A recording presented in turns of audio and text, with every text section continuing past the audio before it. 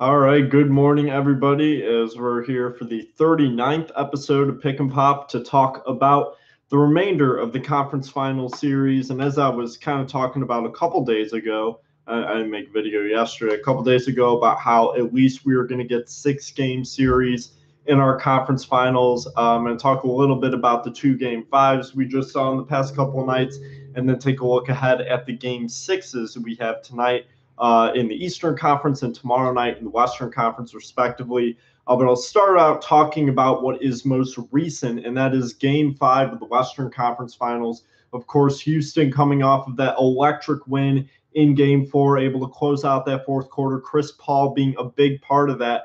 The Rockets find a way to go home, not score 100 points, have James Harden shoot 0 of 11 from 3 point range, and end up beating the Golden State Warriors. So when I say those things, it really makes it sound like Golden State should have won the game. And that's something that I believe to be true. I mean, you're looking at 18 turnovers throughout the game, something that is very uncharacteristic of what we're used to seeing out of the Golden State Warriors. And I think or 16 turnovers, my bad. I think another big part of it, though, is that without Andre Iguodala in this lineup, once again for the second straight game, you really started to see how much that impacts Golden State's rotation. And there were different things tried. Putting Quinn Cook in the rotation for a little bit, bringing back in David West, still giving Sean Livingston, Jordan Bell heavy minutes. But this was another game to where Golden State simply wasn't hitting shots that we're used to seeing them hit. And it was coming in important times, too. Once again, Houston defended Stephen Curry very well, but the Warriors were not doing a very good job at getting the ball to Klay Thompson, who is the hottest of the Golden State shooters yesterday. And Kevin Durant was not nearly as aggressive as he should have been in that fourth quarter. And on top of that, did not have a good shooting night to begin with, was 8 of 22 from the field with 29 points, but that was aided by going 10 of 10 at the line. So you look at the Rockets, who get 20 from Chris Paul, who, by the way, is having an MRI in his hamstring today. That could really help dictate the remainder of the series. But the big contributor yesterday for Houston was Eric Gordon coming off of the bench, hitting 9 of 10 free throws, 6 of 15 from the field, 24 points, and a few big threes. And that's really what led Houston to this win, defending their home court, coming off of everything that they had in game 4, and were able to subdue the Warriors in the fourth quarter.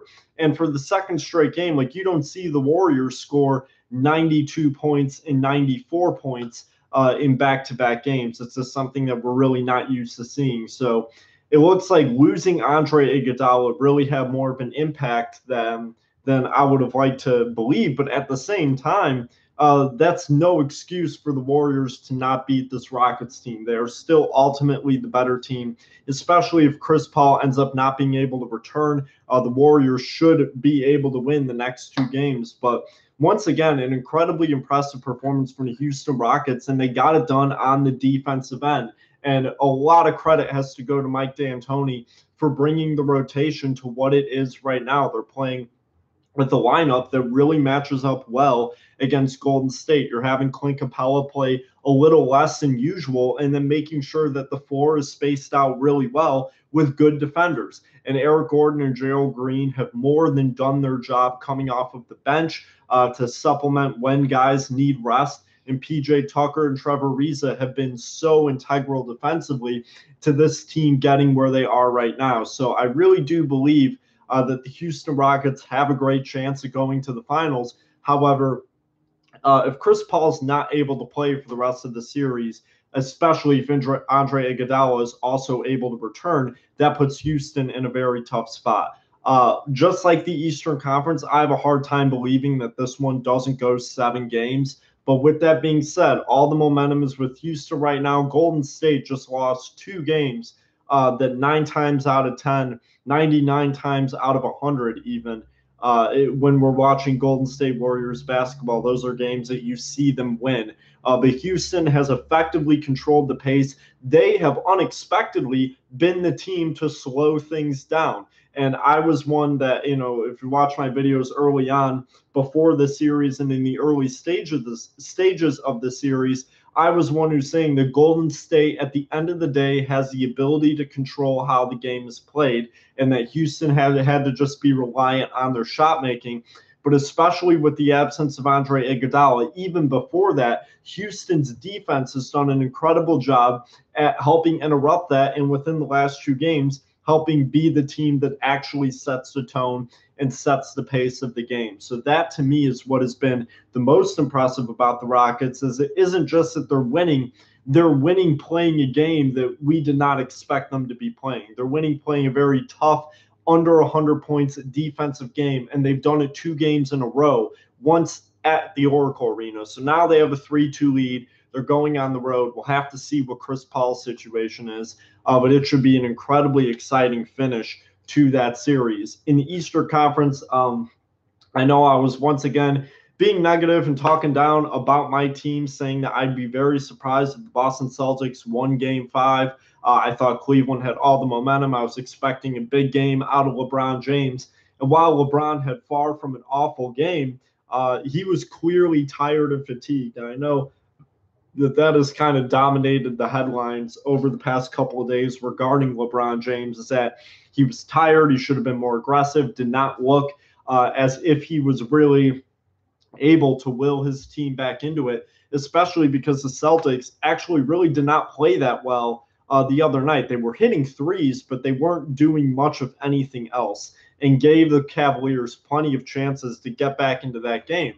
And despite the fact that the Celtics hit 13 to 39 threes, they only had 31 field goals in total and shot 36.5% from the field during the game. They hit their free throws, but Boston gave Cleveland a lot of opportunities to will their way back in. LeBron James just visibly did not have the energy to do it. He rested more than Cleveland would have liked during the game, and the second unit was not able to really do the job later on, despite actually having a really good start, where you had a guy like Larry Nance who came off the bench with 4 blocks and looked good. Jordan Clarkson hit a couple of shots. Jeff Green looked probably the best and most in focus that he has this entire series. But once again, the backcourt was not contributing anything for Cleveland. George Hill and J.R. Smith combined for 9 points. And 2 field goals, none of them threes. And Tristan Thompson was completely neutralized with 1.6 rebounds and an assist in that game. So those are the things to look out for tonight, is if Cleveland is going to be able to get their starters going again, or if Ty Lue is willing to make an adjustment, maybe inserting Kyle Korver into the starting lineup in place of J.R. Smith. That's something that I would not rule out happening, just to try and get as much consistency in that starting lineup as possible, especially with how well Kyle Korver played at home in this series in games 3 and 4. As far as Boston goes, I would guess that they would be sticking with the lineup of Baines starting. And for the second straight game, or I shouldn't say second straight game, for the first game, I was thinking about Houston. But it was almost as if Brad Stevens was taking a page out of the book of Mike D'Antoni, as far as shortening that rotation from 8 to 7 players. Semi Ojeleye was taken out of the rotation in Game 5, and it was only Marcus Morris and Marcus Smart coming off of the bench. They did a great job, and that is something that I would probably expect to see more of in Game 6. It's a lot of length. It's a lot of aggression on both ends of the floor. And at all times, no matter who's on the floor, you have 5 very capable defenders, and 5 defenders who are also all capable of guarding LeBron James. So when you look at it in that aspect, Boston is very well suited to have a chance to close out the series, whether that be tonight or in Game 7. I personally think this is going to go 7 games, but I do not think I think that this game is going to be very, very entertaining, this Game 6. I think a big part of it is going to be the fact that Cleveland is going to need an electric, I'm trying to think of the best word for it other than I'm just trying to mince words. But Cleveland, basically, without trying to mince words, needs to be up 15 to 20 points in that late first, early second quarter if they really want their best shot at winning this game. I think that they need to have an outstanding start to have a chance of winning, because if the Boston Celtics are the team that controls the pace and sets the tone from the first minute, like they have in all three of their home games in this series, Cleveland will have a very tough time. And I think it's just extremely important for Cleveland to have that start, because Boston has proven that they can come back from these deficits. They haven't against the Cavaliers, but they have at several points in this postseason and at many times during the regular season. But Cleveland doesn't really have that same ability to come back. So they know if they fall behind, if they're the team that yields that electric start, if it doesn't start off back and forth, that they are in trouble, that they will have a really hard time trying to get back into the game, especially because Boston has their sights set on the finals with them being a game away.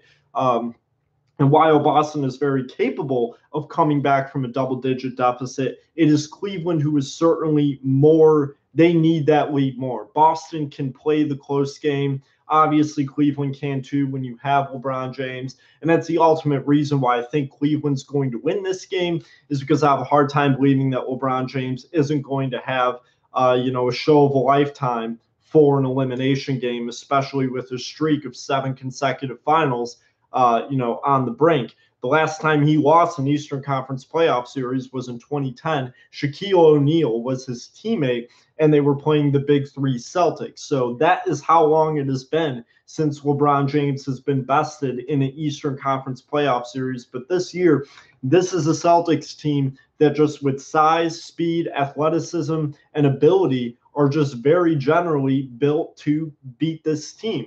And it really comes down to whether it's going to be the better constructed team or just overall greatness, all-time greatness, that is going to make the difference in the series. I think even if it goes 7, I like the Celtics at this point, because Cleveland has not done anything to prove that they can hang in there at the TD Garden, and not that Boston has done really anything to prove that they can hang in there in Cleveland outside of playing a mostly good Game 4 after really falling behind to start. Boston doesn't have to win on the road, and that's ultimately the biggest difference. And I didn't think that that would be a part of the series, for the main reason that LeBron James is a road warrior. He wins games on the road. And unless he is saving it for the biggest one of them all, winning a Game 7 on the road, which I certainly do not take out of his capability, it's going to be tough for the Cleveland Cavaliers to make it back to an 8th straight final, for LeBron James to make it to an 8th straight final, for Cleveland Cavaliers to make it to a 4th straight final. I should correct myself. They are not one and the same completely. But that's all I have for you today. Thank you for tuning in. I'm going to try and get another album review up maybe by the end of the day. I might stream it just because I had some uploading difficulties with the last one. It took a really long time to upload, but enjoy Game 6 of the conference finals in both of these series. I'm really excited. I'm also extremely nervous for tonight. I remember being in 8th grade and watching the Celtics go to the finals in 2010, closing out the Orlando Magic in 6 games. That was at home. I had actually gotten done with my 8th grade graduation when that happened. That was kind of like my graduation gift 8 years ago. And after graduating college, I would like another graduation gift of the Celtics going to the finals again here in 2018. But we'll have to see tonight. And if not, we'll have to see on Monday. But thank you all for tuning in. Hopefully everybody enjoys, and have a good night.